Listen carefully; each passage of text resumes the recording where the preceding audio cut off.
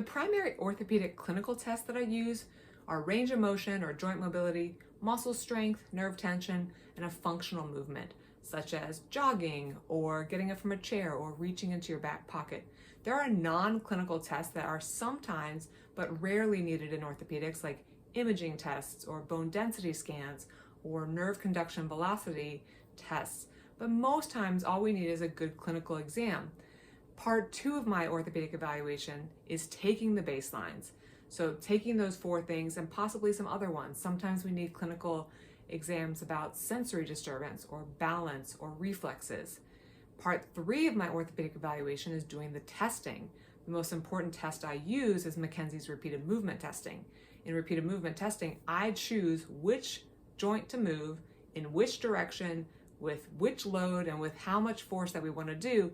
And then I have the patient do a set, or I'll do a set if we need extra force, and then I'll retest the baselines that were present from part 2.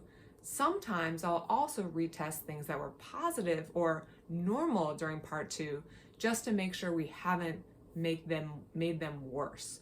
But typically I'm testing a select few of the things that we found to be present. So lack of range of motion or painful range of motion, lack of strength, lack of an ability to do something like a push-up or getting up off the floor, or a positive nerve tension test. So that means nerve tension is present. What I want to point out today is, of those 4 things, the thing or the baseline that I see change first in nearly all cases is strength. So for example, if we test triceps on the left, it's 5 out of 5. The person can resist my force with maximal force perfectly, but on the right, it's 4 minus out of 5. I can easily flex the elbow by pushing against the triceps. Then I will choose a movement to do. For this example, let's say I have the patient do a cervical movement, so moving the neck into retraction extension, way back to end range 10 times. Then I'll retest. Typically in this type of scenario, I'll also look at the unaffected side, but then we'll go to the affected side and I'll retest that tricep strength. If it changes, that gives me some credibility that this movement is in the right direction.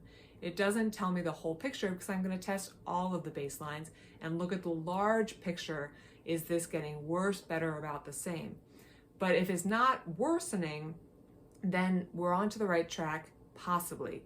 If it is worsening, if we went from a 4 minus to a 3 plus, or a 4 minus to even worse than that, that's an indication that I very likely have the wrong movement in that test, or that test is the wrong movement. I expect muscles to change within seconds to minutes in most cases, not just triceps, but hip abduction, hip flexion, biceps, thumb extension, knee flexion, all of these things. I think the joint mobility and the nerve tension and the function typically lags behind that because the muscle strength changing in seconds or minutes is not something that we're going to see for all of those parameters. People do not recover in seconds to minutes. But it gives me a good indication whether or not to continue or to change movements. For example, if we're looking at neck retraction extension, I could look at it in a different load. Maybe seated is not the right way and we need supine or prone, or maybe we need just retraction, or maybe there wasn't enough force, or we need to go to a different movement of the neck outside the sagittal plane or into flexion.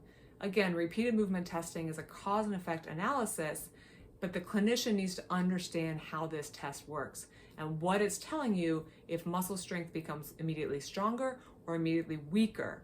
But keep in mind that muscle strength is one of the first things that I see to change for patients when we use repeated movement testing, for better and for worse. Therefore, it's one of the things I'll definitely test in part 3. After I do the movement, I will retest that strength.